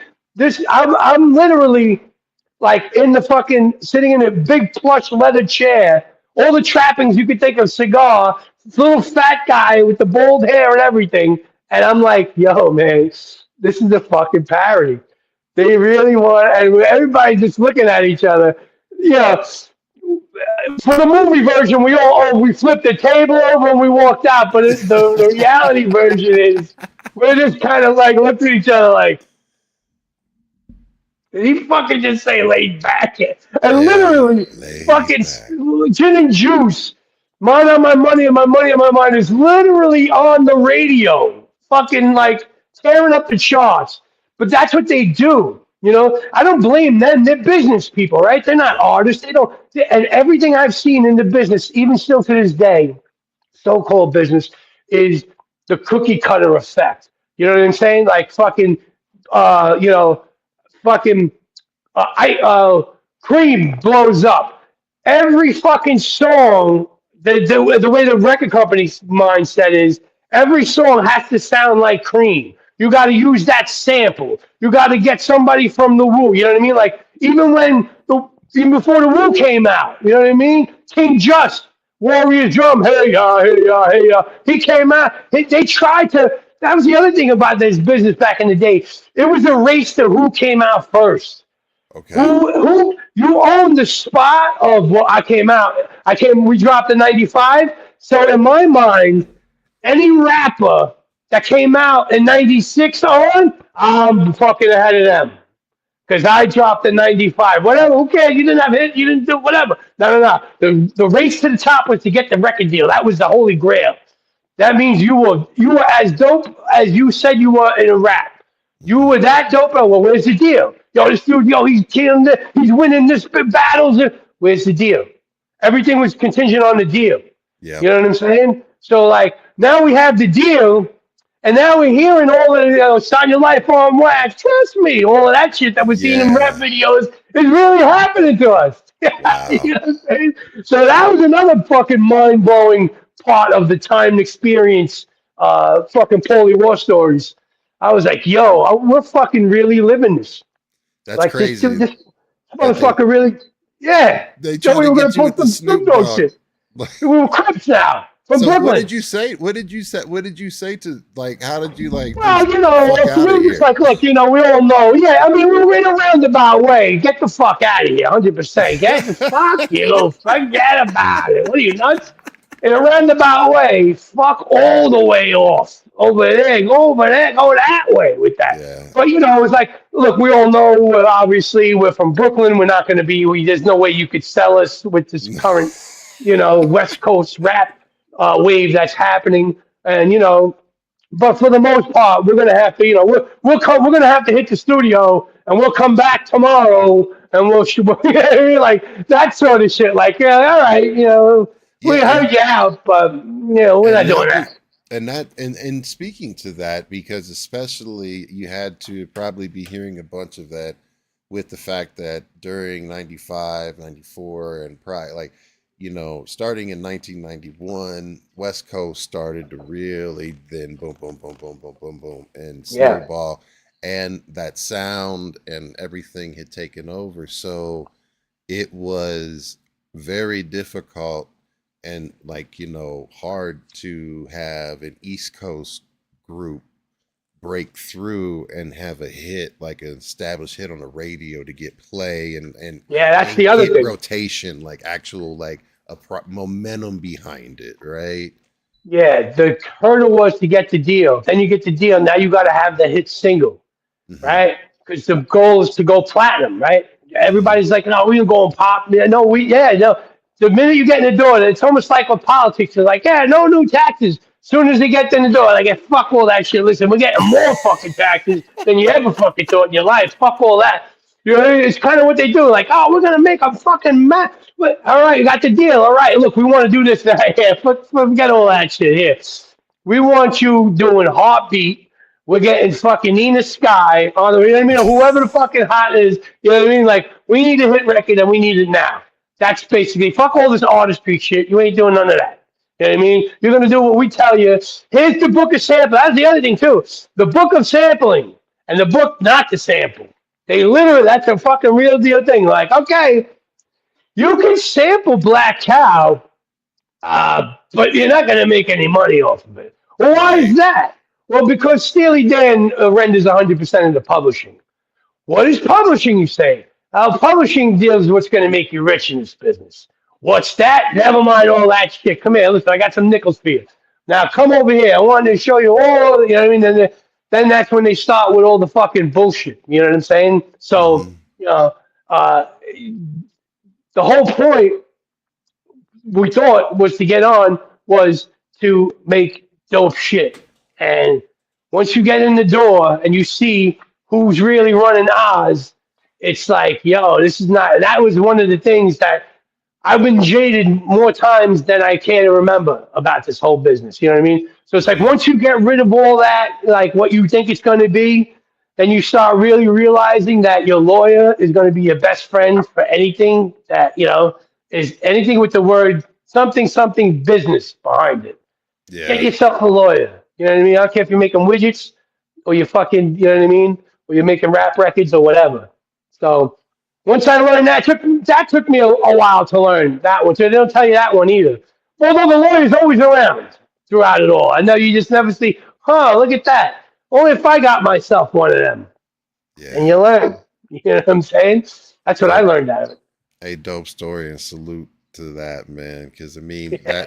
that in itself is, you know, the hurdle. Like you said, it's the progressions and the pressure that you face internal, you know, as you go. It's like, all right, you get somewhere and you're like, man, if I could only get there, right? Yeah. And you get there and then you're like, Realize it ooh, ain't what you thought it was going to be. Your yes, vision of what you thought getting there was, and then actually getting there are two fucking different things.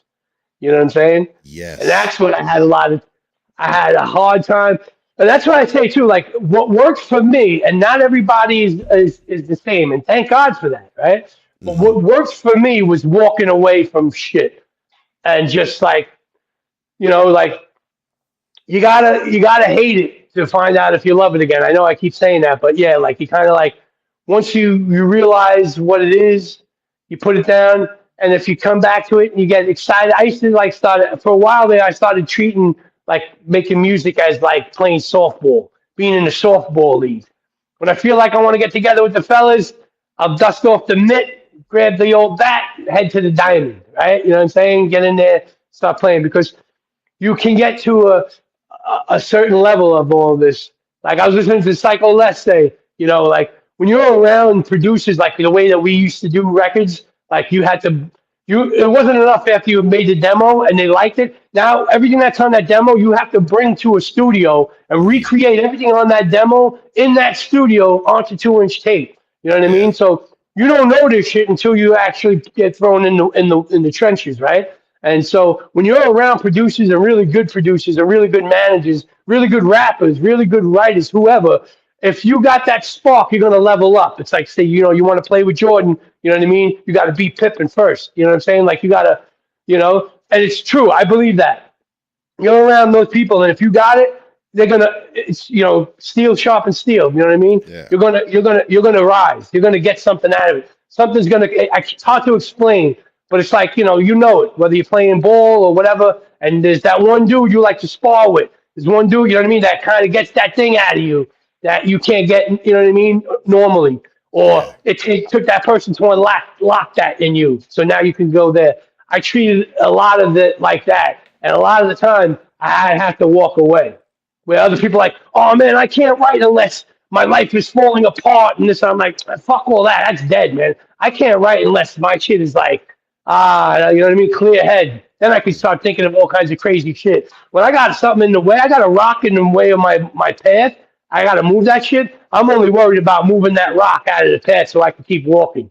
You know what I mean? Then the creative juices will flow. I can't work under duress like that. You know what I mean? Or like people like, they gotta have drama in their life for them to write, or they can only write if they're smoking pliff, or you know what I mean? They can, like these. Funny thing is, I heard some kid. He could have been born at 14. He's talking about Lamborghini and shit. I'm like, what? Lamborghini? Yeah, You're if you got it like 14. that at 14, bro, like, Not woo. even fucking. I'd rather hear you talk about some 14-year-old shit that I don't even know about. I'll be like, what is that? Oh, this is a kid. The game. The kids are in there. Oh shit, huh? Like I don't want to hear about some shit that fucking adults know about. You're a kid. Yeah. you just. It's like a homeless dude rapping about he's Bill Gates. It's like, yeah, I can't wrap my head around that one. I can see that you want to be that, no doubt. I just don't. It's not Well, working. that's their version of faking it till they make it, right? But Hey, God they bless, faking the right? Hey, funk. listen, they're not hurt nobody. Go ahead. Fucking break a leg. Who gives a fuck? I mean, my thing is I do always say, in respect to anybody's thing, get down, is nobody can be you but you, and be you at all times, because Absolutely. mental health is important. And if you keep Yeah. putting on these different masks for different people and all of that stuff, man, all you're doing is abusing yourself. So you need to be Yeah. genuine and true to yourself, and stick with, not going with laid back. As they say. Definitely not. My I question is, how do we get these? How do we get that to not be the thing? How do we bring originality back? How do it's we break this clone mode? Bro, I think it's coming back just because there's artists that are, I mean, look at 2025 and 2026 and the reemergence of all of the artists that are touring because of the anniversaries, but also putting out new music. I mean, Nas and Premier, M80 last week, he was the one that helped put the whole Rakim album together and got Rakim to come out of I heard retirement. him talking about that. I gotta look. Yeah. I gotta check that out. I mean, so like that whole thing, there's so many De La Soul, and Yeah. Tribe came out. Like there's so many. It's called adult contemporary hip hop, is what a member of B-Boys Underground alumni. They've been on multiple times. Shout out to Abstract Mind State, and the gentleman is named Old School Ice Gree, and he absolutely coined the phrase and is trying to get it into the Grammys. He's already got it into a bunch of other award shows and getting it classified as adult contemporary hip hop. And it's basically so artists, that have the traditional hip hop sound, boom bap sound, the originality, not the biting and the pop sound, but Right. hip hop is over 50 years old, and Yeah. just like rock, there's many different genres of hip hop. There's, emo hip hop. There's just all these different, just different facets of hip hop, which is I think that's wonderful in dope. itself. It's dope, right? And it's I integrated think they need itself. that. It's in everything. It's in everything, right? They need that.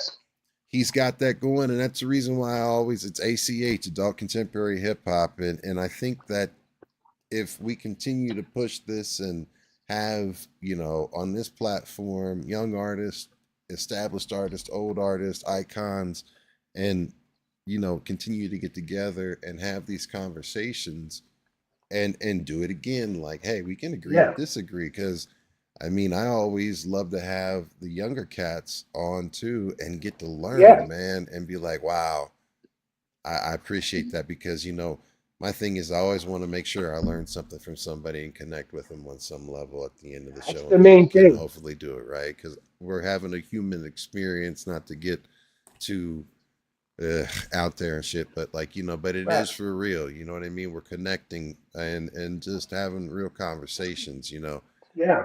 And I don't want to go without mentioning what you are currently working on right now. All right. Brooklyn Pop. So this looks so fucking dope. I mean, my God, if I wish I had the ability to get out there, fam, because I want You would love to it. see this, man. Bro, you would love it. I know you. I know everything. We're the same age. All of the things we grew up with, pop Tell culture me wise, about this, man. What is it? Like, because it's tell dope. everybody, I No know dope. I've studied it. So tell everybody out there that doesn't know what this is, please tell them what they All would right. experience. First things first, right? I want to agree with what you just said with the adult contemporary hip hop because one thing that always drove me sick is hip hop, rap music, whatever the culture in general is you age out. That shit's Yes. got to stop. The ageism has got to stop. You can't. They didn't do that to the Stones. They didn't do that to fucking you know, Coltrane. They didn't do that to fucking big band leaders. They were allowed to rock with their genre and encourage new, young, old, and people that put in the time, the work, and the experience. Right? What it was rendered to is nothing but a bunch of one-hit wonders. Right? Yes. That shit's dead. You got to give everybody their flowers. And yeah, you're right. You got all different. You got the weirdo, the emo, the native tongue. All of this, it has to be all represented, and there has to be the artist if he's still alive. Bring him out. Yep. Give him his flowers. Let him do his part of what he did in the culture. So Yes. say that to say this: the Brooklyn Pop is first thing is it's a standing museum. It's an immersive theater that we do called a Brooklyn Dream once a month. But in the Sunset Park area in Brooklyn, Industry City is the Brooklyn Pop, and it's all the pop icon cultural stuff that we grew up with. The Warriors, Sal's Pizzeria from Do the Right Thing. These are all handmade built sets from the movie, recreated in this 11,000 square foot space in an art gallery. And each one of those sets we bring to life. Caves brings it all together by telling his story through his three generations, from his grandparents to his parents to him, and him becoming the graffiti writer and the graffiti dude at an early age, and how each one of the Brooklyn pop icons like the Brooklyn Dodgers and his parents and World War II and his grandparents and his grandmother, uh, she was one of the Patron sisters. They made a record in Brooklyn, and like they had the Hollywood dream. So he tells all the story starting back from his grandparents, how they Yeah. settled in Brooklyn, how his parents met, how he was born, how he became the graffiti dude. And it tells the story of how we became the Lords of Brooklyn, how he curated and created the whole Lords of Brooklyn movement from the graffiti thing, wrapping around all of the iconic Brooklyn things like Barbara Streisand. We have Mara Kay. She plays the young Barbara Streisand. She does a little monologue singing thing, and it's Caves is telling the story of him as the 20-year-old Caves, which his young son, who's around his age at the time, is playing his father, which is another crazy turn of events of how it turned out organically too. He didn't come up with this. So his son is telling the story of himself to the audience, taking you through the Brooklyn in the 50s and Barbara Streisand and all the seltzer bottles and all these things. Then it comes to Ralph Cramden. I play Ralph Cramden, but it's really a mix of his grandfather was a bus driver on the Jackie Gleason route in Brooklyn, which they have to this day. They have the Jackie Gleason Depot in Brooklyn, Sunset Park. And he used to drive that bus, and he was kind of giving the wrong change. Back then, you used to have to give change on the bus. You know what I mean? Oh, and yeah. he was Get kind of giving transfers. he was getting up there in age, and he was starting to give the wrong transfer or the wrong thing. So they took him off the bus, and he died when he was young. Caves was still a baby, but he always would like to think of him as Ralph Cramden. So I come in full on Ralph Cramden because who doesn't love Jackie Gleason? from our era and the honeymooners. Just Respect. I go off on that. And then you got Joe D'Onofrio from the Bronx now. He played Henry in Goodfellas when he was a little kid. Yes. He's in all the mob movies. He's in the next scene over where Caves' father was half connected, and his friends in the social club. There's a whole social club room of it's like you're transported back to the '60s in Queens, and they got this whole thing there. And then they takes you through. Nicky Petito plays Danny Aiello and Do the Right Thing, and Mark McNeil plays Mookie. They do a whole thing because Caves brought Public Enemy to Brooklyn at a time where the whole Yusuf Hawken thing was going down in Bensonhurst, and Caves, who had started the Lords of Brooklyn rap group, brought Chuck D to a disco in Brooklyn called Ernie Barry's. Then they tell that story through the whole Mookie Fight the Power thing. It's on a set on the Sal's Pizzeria set from Do the Right Thing, recreated in this spot. Then they got Tony Manero from Saturday Night Fever. They have the dance floor. It's just, I mean, the Warriors. They got all these. They got the Baseball Furies running. I don't want to give too much away of the story, but the sets all come to life with all your favorite actors and actresses from these movies recreated by our actors and actresses. There's music going on. It's like a whole block party feel.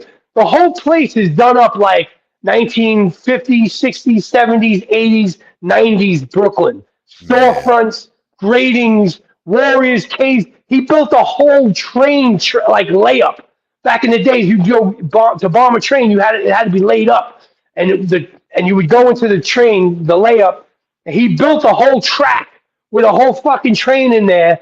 It's sick, and he tells the story of all of these Brooklyn icons and him, and then the story of all of us with the Lords of Brooklyn, and you walk through it, and we act it out, and you're in on it, and you're watching, cops chase him through the layup, and you're watching, gangsters, cops and robbers and fucking singing. They got a live band playing in all different areas. It's like a block party. It's incredible, and it tells a story. And Little Caves, who's obviously Little Caves' son, he does a job that's masterful. And the crazy thing for me is I was there through everything in this, pretty much in this whole story. So it's really a trip for me to see. He recreated when I was telling you earlier, and when we first started, I would go over to their apartment, and he recreated that apartment that they had on 183 Gelston Avenue. He recreated the room that they grew up with, him and his brother Adam, where they had the turntables in. They had pieces on their bunk beds. Like his mom was so cool, they would let him piece the walls. He recreated that room in the fuck. That's where the first demo started. It's incredible how much shit that he was able to keep over the years. Wow. He got the real front doorway of the apartment that they grew up in, where we worked on the whole All in the Family record. Like, it's in the place. Like, he got it from the actual fucking building. It's incredible. Caves did a crazy job. Donna, his wife, they curated this thing. It's incredible. Master Ace was there. Ralph McDaniels was there. My man Keo was there. Rosie Perez is there. My man Hayes is there. I mean, there's so many graffiti. Debbie Mazar. I mean, everybody and anybody in the New York City film, music, graffiti, breaking rap industry over the past 35 years has been coming through. And we're going to do it this Saturday, the 31st, January 31st in Brooklyn, New York. Everybody out there in Colorado, I wish you could come out here. Everybody out there in Virginia, it starts at 5:15. How do they get tickets? Go to Ticket Hub or check out my page, paulnugentworks.com, or go to the Brooklyn Pop or Mystic Caves and go to any one of the links, and you can get the tickets at I think Ticket Fair. Yeah, I believe. Yes, sir. And the links to everything, they are in the description and the chat. Basically, I will also put in links as well into the chat for Yes, everyone sir. to follow everybody here right now. It'll populate and everything, and we've got that posted up. So those are all of the official links to everything. Paulie IG, Lords of Brooklyn, a Brooklyn Dream page, and check it all out. there's also, I included the Lords of Brooklyn Wikipedia page in there for you too. Yes, sir. Just so Say you what's guys up. can Say get hello. I'm always around. I'm always down to chat.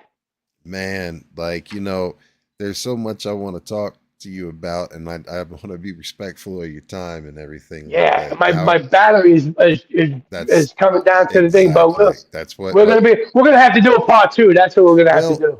Can I ask you two questions, two final questions? Well, shit, because Sure. your battery's low. All right, so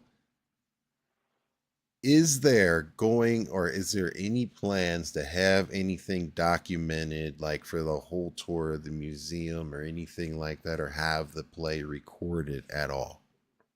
Yeah, I believe Caves has a lot of things coming for 2026. There's going to be a YouTube page coming up soon. As soon as I get all those links, I will shoot them over to you, Ghost Boogie, 100%. And I will promote without a doubt. Because this is something I have been so excited to talk to you about and learn about, because and even just what you said, it's all about the culture, and it seems like it's about like everything and everybody that's in the culture is a part of it, and it's beautiful. Salute to you. Yeah, it's really, we got everybody involved. Everybody's included in this one. Everybody from Brooklyn, everybody that made it look dope, everybody that inspired me, you, him, them, everybody out there. This is what made people come to the borough. This is what Guru would sing about BROOK, Lynn the planet. It's beautiful, and I'm highly honored, and I treat it like one of the highest honors. Come full circle for not only me and the crew. And you inspired by Jackie Gleason, who's one of my favorites, because look, Smokey and the Bandit was my favorite, and his character is Smokey and the Bandit. That's my cat, man. Where are you, son of a bitch? Yeah. So last question. What is your favorite cigar? My favorite cigar I have been hitting on right now is the Connecticut Nub, a Nub brand, the Connecticut cut I like, and I also like the Rocky Patel. Ooh, those Any of this 15th edition, 25th edition, really good shit. Yeah. I'm close to the Pennsylvania border here, so I go over there and get my cigars for at least $3 or $4 cheaper. That's dope. Go over there and support them. I love any Deadwood Deadwood's good shit too. I like that too. Ooh, they have a new one that just released. Check that one out. I forget the name of it, but it's brand new, and it is fucking flavorful and amazing. So listen, and the Drew Estate's good too. Drew Estate's period. Like anything by Drew Estate's.